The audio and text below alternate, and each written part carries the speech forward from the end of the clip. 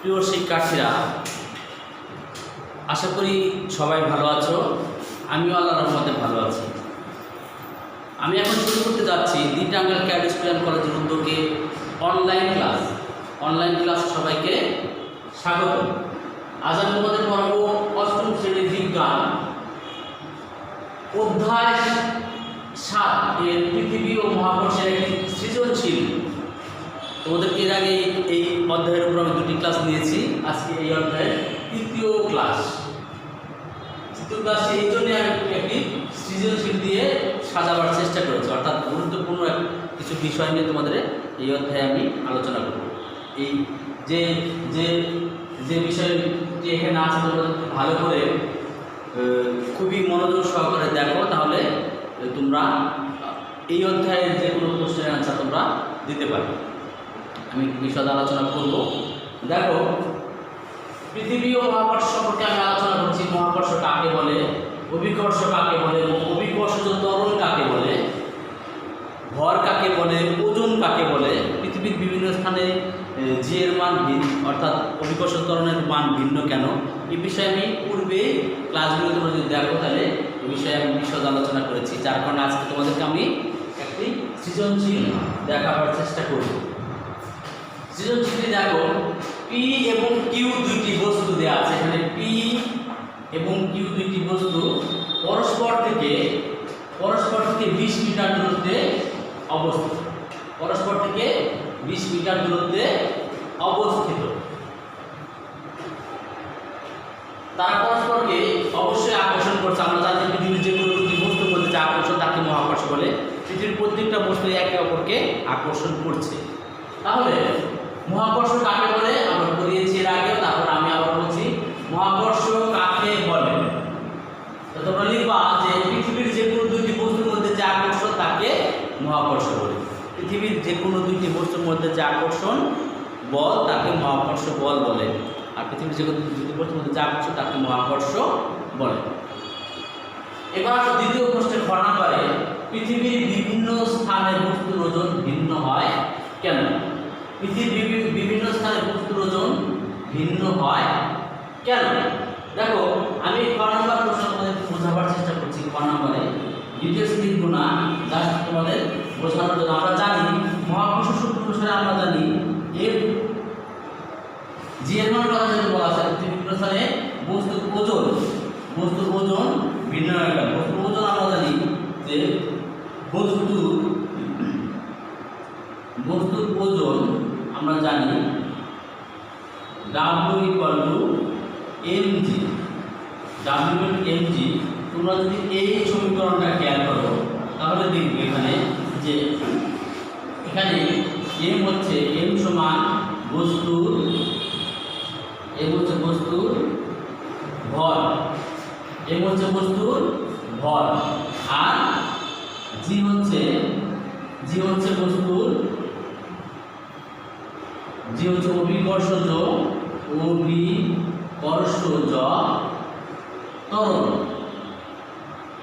ত্বরণ। আমি যেহেতু খণ্ডকের একটা প্রশ্ন বিশদ আলোচনা করবো না, তাহলে দেখো বস্তুর ওজন W mg, m হচ্ছে বস্তুর ভর, g হচ্ছে অভিকর্ষজ ত্বরণ। তাহলে আমি যদি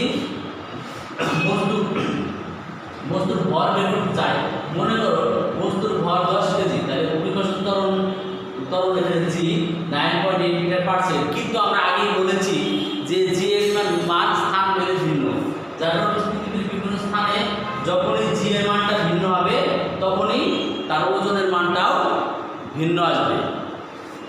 আশা করি বুঝতে পেরেছো কথাটা। আমি আবার বলছি, g এর মান পৃথিবীর বিভিন্ন স্থানে বিভিন্ন নয়। এর আগে আমি এটা নিয়ে আলোচনা করেছি কেন g এর মান বিভিন্ন নয়। কারণ আমি g করেছিলাম gm/d²।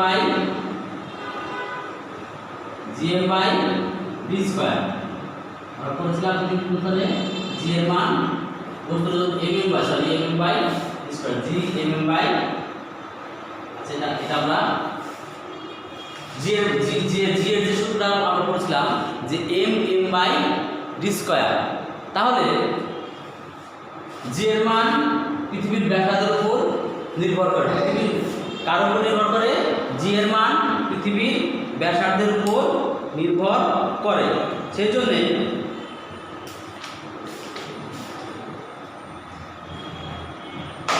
আমরা আরেকটা ইকুয়েশন দেখেছিলাম যে g =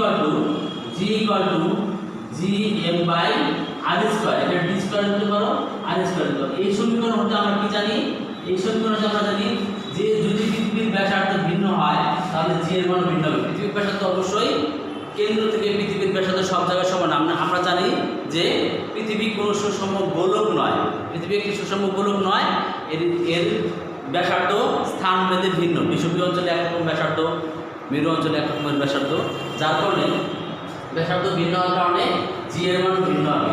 আর জি এর মান ভিন্ন হওয়ার জন্যই আমার যেহেতু জি এর মান ভিন্ন, এই জন্য ওজনের মানও ভিন্ন হবে। যার কারণে আমরা এর আগে পড়েছি যে পৃথিবীতে কোনো বস্তুর ওজন যদি 6 কেজি হয় অথবা 1 কেজি হয়, 1 কেজি কোনো বস্তুকে যদি পৃথিবী থেকে চাঁদে নিয়ে যাওয়া হয় তাহলে সেই বস্তুটির ওজন হবে 6 ভাগের 1 ভাগ, কারণ সেখানে জি এর মান কমতে থাকবে।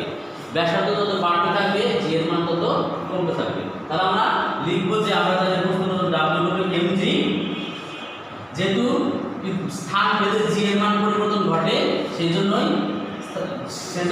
জি এর ভিন্ন ভিন্ন মানের জন্য ওজনের মানও ভিন্ন হবে। এইটুকু লিখলেই তোমাদের ক নাম্বারের প্রশ্নের অ্যান্সারটা হয়ে যাবে।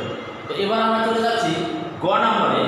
দেখো গ নাম্বারে যেটি আছে সেটি হচ্ছে পি বস্তুর ওজন নির্ণয় করো। পি বস্তুর ওজন নির্ণয় করো।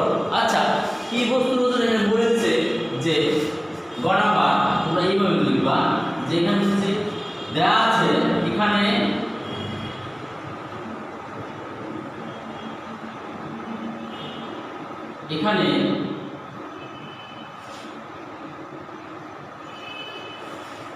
পি এর ভর m1 সমান 20 কেজি।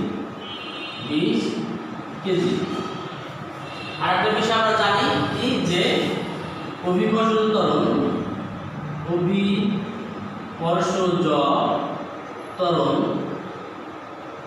ত্বরণ g সমান 9.8 মিটার পার সেকেন্ড। আমরা এখানে যেটা ইংরেজিতে আমরা করেছি আমরা ইংরেজিতে এখানে লিখে ফেলি। ইংরেজিতে আমরা 30 কেজি, এখানেও 20 মিটার লিখছি, 6 মিটার আছে। পি এর ভর m1 = 20 কেজি, অভিকর্ষজ ত্বরণ g = 9.8 metre per second square. এখন তোমরা বলতে পারো স্যার জি এর মান ভিন্ন, আমরা জি এর মান বিভিন্ন জায়গা স্থান ভেদে ভিন্ন,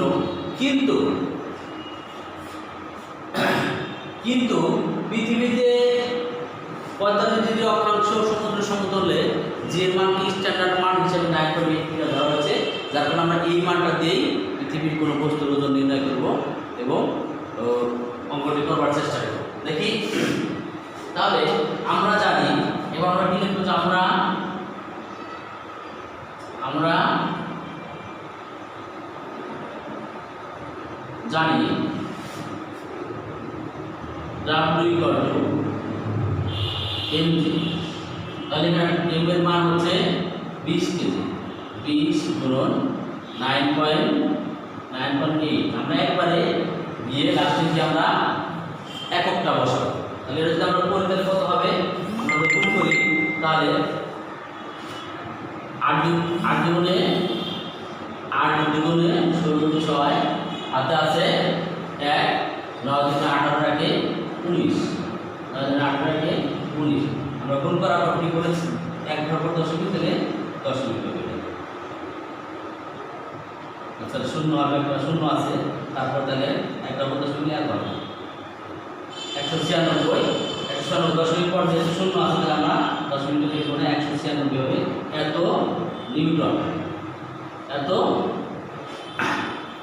নিউটন হবে।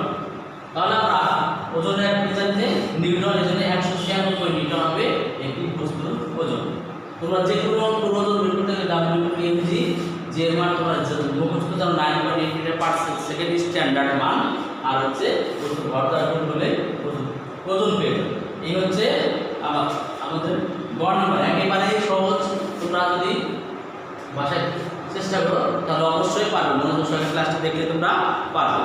আমরা চলে যাচ্ছি পরবর্তী ঘ নাম্বারে, সর্বশেষ ঘ নাম্বারে যে প্রশ্নটি আছে যে পি ও কিউ বস্তু এখানে দেওয়া আছে পি ও কিউ বস্তুর ভর অর্ধেক এবং এদের মধ্যবর্তী দূরত্ব দ্বিগুণ করা হবে। তাহলে ঘ নাম্বার প্রশ্ন আমরা চলে যাই। ঘ নাম্বারটা এখানে লিখি। ঘ নাম্বারে মনে করি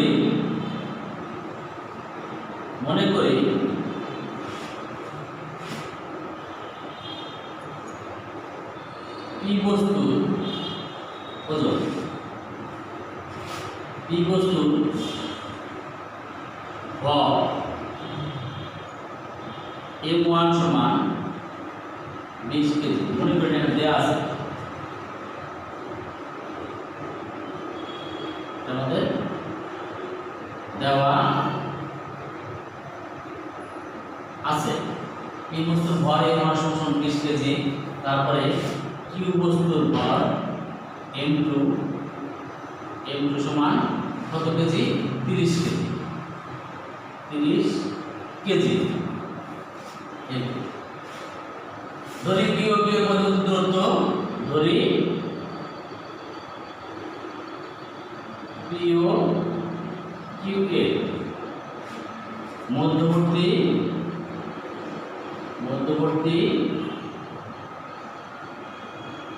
দূরত্ব ডি মিটার। আমরা ধরলাম এটা ডি মিটার। আর জি এর মান এখানে আমাদের দেওয়া আছে। তাহলে অভিকর্ষ মহাকর্ষ সূত্র অনুসারে মহাকর্ষ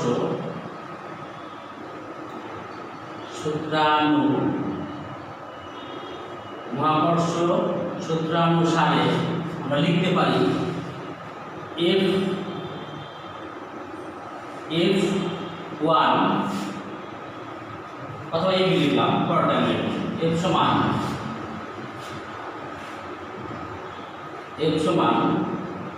G ইনটু F সমান লিখতে পারি G into M1 M2 by D square. এটা আমরা পেলাম। তারপর আমরা যাব পরিবর্তিত পি ও কিউ বস্তুর ভর অর্ধেক করা হবে। তাহলে পি বস্তুর পরিবর্তিত ভর আমরা লিখব।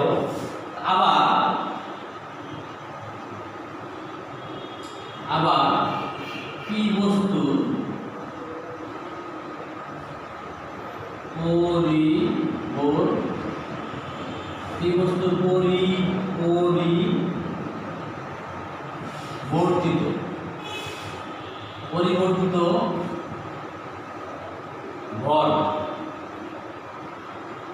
পরিবর্তিত ভরকে আমরা কি ধরব? M1 ডট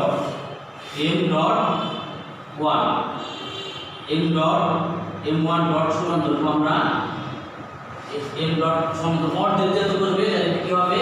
এটা হবে M1 বাই 2 হবে। M1 বাই 2 হবে। তারপরে কিউ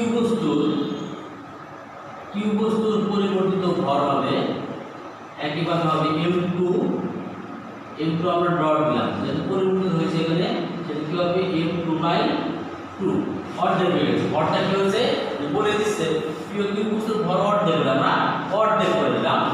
তারপরে পি ও কিউ এর মধ্যবর্তী দূরত্ব, পি ও কিউ এর মধ্যবর্তী দূরত্ব, পি ও কিউ এর মধ্যবর্তী দূরত্ব আমরা এখানে ডি ডট করলাম। এখানে ডি ডট করলাম। ডি ডট কি হবে? ডি ডট হবে 2d হবে, কারণ বলছে যে এখানে বলে দিয়েছে যে মধ্যবর্তী দূরত্ব দ্বিগুণ করা হবে। আগে কি ছিল? d ছিল, তাহলে 2d হয়েছে। আগে m1 ছিল, m1/2 হয়েছে। m2 ছিল, m1/2 হয়েছে। তাহলে আমরা সব কিছু পরিবর্তিত হয়েছে। তাহলে আমরা এখানে কি লিখতে পারি যে আবারও মহাকর্ষ সূত্র অনুসারে কি লিখতে পারি মহাকর্ষ, তাহলে মহাকর্ষ সূত্রানুসারে মহাকর্ষ সূত্রানুসারে আমরা লিখতে পারি যে বস্তুটির আকর্ষণ বল মহাকর্ষ সূত্র আমরা লিখতে পারি এফ এখানে এফ ছিল, এখানে এফ ডট, আমরা এফ ডট লিখেছি। এফ ডট হবে G into m1 dot by m1 dot m2 dot by d1 d dot by d dot square d dot square. আচ্ছা আমরা এখানে d ডট না দিই, d জায়গায় কমান দিয়ে দিই, কারণ এখানে স্কয়ার যেহেতু দিতে হবে যার কারণে একই জায়গায় আমরা d1 স্কয়ার দিয়ে দিই, d1 লিখলাম, d1 স্কয়ার। দেখো প্রিয় শিক্ষার্থী বন্ধুরা আমি কিভাবে গাণিতিক বিশ্লেষণটা, তাহলে দেখো প্রিয় শিক্ষার্থী বৃন্দ তোমাদের বোঝার সুবিধাতে বোর্ডে লিখতে যেহেতু একটি অঙ্ক করতে যেহেতু বোর্ডে জায়গা স্বল্পতা হয়, সে কারণে আমি এইখানে এই ঘর নাম্বার অঙ্কের এইখানে লিখেছি প্রথম অংশটা, এখানে প্রথম অংশ লিখে দিয়েছি প্রথম অংশটা, তারপরে এখানে করেছি দ্বিতীয় অংশটা, এরপর আমরা এইখানে করব তৃতীয় অংশটা। আমি আবার বলছি এখানে করছি প্রথম অংশটা, তারপর আমরা এখানে গিয়েছি দ্বিতীয় অংশটা এখানে করেছি, তারপর এই ইকুয়েশনটা এখানে নিয়েছি, এখান থেকে আমরা করব। এখানে দেখো m1 এর মান আমরা কি জানি, m1 ডটের মান হচ্ছে পরিবর্তিত ভর হচ্ছে m1/2, তারপর m2 মান হচ্ছে m2 ডটের মান হচ্ছে পরিবর্তিত m2/2 আর d এর মান হলো 2d হোল স্কয়ার। তাহলে এটা যদি আমরা ক্যালকুলেশন করলে কি হবে আমাদের, এটা হবে gm এ থাকবে, এখানে থাকবে m1 m2/4 হবে, আর m1 m2/4 হবে, তারপর আমাদের নিচে চলে আসবে 4d স্কয়ার এখানে তো আমাদের একটা g আগে থেকে একটা g আমাদের আছে। তাহলে এটা আমরা কি লিখতে পারি এখানে 4 4 16 হবে, 4 4 16 নিচে চলে যাবে, তাহলে আমরা লিখতে পারি g into m1 m2/16 square, আমরা 16 স্কয়ার লিখতে পারি। এখন যদি আমরা এরকম করি 1/16 আলাদা করলাম, 1/16 তারপর লিখব g into m1 m2/d square, এটা আমরা আলাদা করলাম। তাহলে এটা আমরা লিখতে পারি, এর মান আমরা লিখতে পারি যে 1/16 ইনটু এটা মান ছিল আবার f, এর মান ছিল f, 1/16 f আর মান f ডটের মান অর্থাৎ পরিবর্তিত বল। তাহলে আমার পরিবর্তিত বলটা কি হলো, পরিবর্তিত বল হলো যে ওই বল আগে কি ছিল, আমার আগে ছিল যে f ছিল, এখানে ক্যালকুলেট ছিল g m1 m2/d স্কয়ার, সেই f আমার হয়ে গেছে কত, সেই f কে আমরা 16 ভাগ হয়ে গেছে, কয় ভাগ হয়ে গেছে 16 ভাগ হয়ে গেছে, কত ভাগ হয়ে গেছে 16 ভাগ হয়ে গেছে। তাহলে আমরা লাস্টে লিখে দেব যে লাস্টে আমরা এটা মনে করো এই অংশটি পার্ট 4, আমরা লাস্টে কি লিখব, এখানে আমরা লাস্টে এখানে লিখে দেব, লাস্টে আমরা লিখে দেব যে বস্তুদ্বয়ের মধ্যবর্তী বস্তুদ্বয়ের ভর অর্ধেক, সুতরাং বস্তুর ভর অর্ধেক এবং মধ্যবর্তী দূরত্ব দ্বিগুণ করা হলে, মধ্যবর্তী দূরত্ব দ্বিগুণ করা হলে দ্বিগুণ করা হলে আকর্ষণ বল, বস্তু দ্বারা আকর্ষণ বল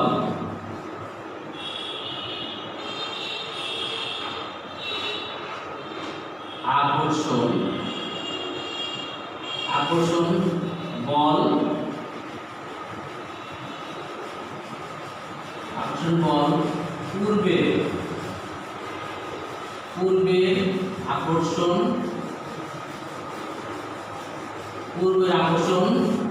বলের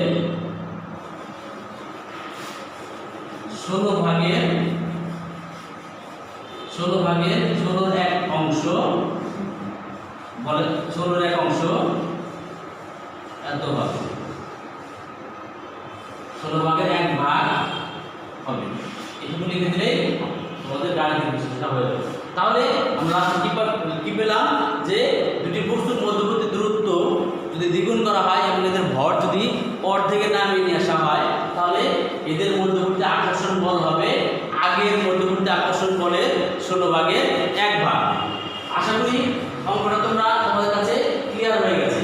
এই ঘর নাম্বার অঙ্কের এই হচ্ছে প্রথম অংশ, এই হচ্ছে দ্বিতীয় অংশ, এই হচ্ছে তৃতীয় অংশ, এই হচ্ছে চতুর্থ অংশ। আমি আবারও বলছি, ঘর নাম্বার অঙ্কের এই হচ্ছে প্রথম অংশ, এই হচ্ছে দ্বিতীয় অংশ, এই হচ্ছে তৃতীয় অংশ, এই হচ্ছে চতুর্থ অংশ। আমরা লাস্টে লিখে দিব বস্তুদ্বয়ের ভর অর্ধেক এবং মধ্যবর্তী দূরত্ব দ্বিগুণ করা হলে বস্তুদ্বয়ের আকর্ষণ বল পূর্বের আকর্ষণ বলের 16 ভাগের 1 ভাগ অর্থাৎ 16 এক অংশ হবে। তো প্রিয় শিক্ষার্থী বন্ধুরা, আশা করি এই ক্লাসটা তোমরা বুঝতে পেরেছো। বাসায় তোমরা এই সৃজনশীলটা আবারও কয়েকবার দেখে অন্য এর আলোকে অন্য সৃজনশীল করার চেষ্টা করবে। তাহলে তোমাদের এই যে চ্যাপ্টার আছে, যে চ্যাপ্টারটা আমি পড়ালাম, 3টা ক্লাস দিয়েছি চ্যাপ্টারের উপরে, অর্থাৎ পৃথিবী এবং মহাকর্ষের উপরে 3টি ক্লাস দিয়েছি। তোমাদের এই চ্যাপ্টারটা একেবারেই কমপ্লিট হয়ে যাবে। তোমরা বাসায় বসে পড়াশোনা করবে। ভালো থেকো, সুস্থ থেকো, নিরাপদে থেকো, এই প্রত্যাশায় আজ বিদায় নিচ্ছি। সবাইকে আবারও ধন্যবাদ। আসসালামু আলাইকুম।